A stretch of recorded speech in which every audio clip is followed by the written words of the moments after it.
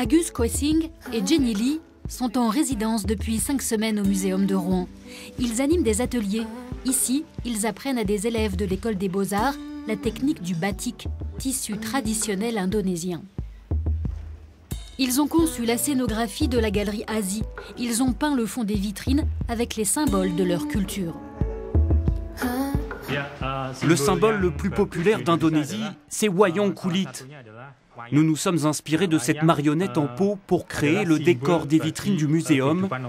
Le batik, ce tissu imprimé orné de fleurs et d'animaux, est aussi un élément important de notre culture.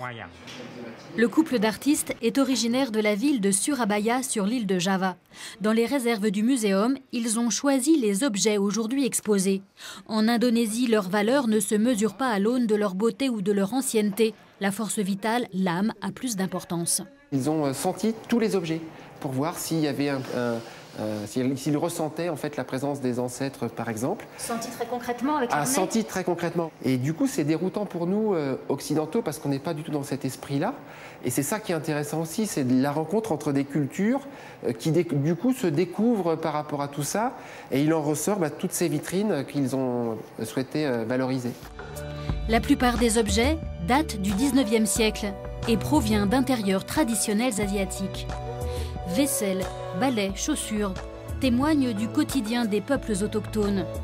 Grâce à l'interprétation des collections par les artistes locaux, la Galerie des continents du Muséum nous fait voyager sans folklore.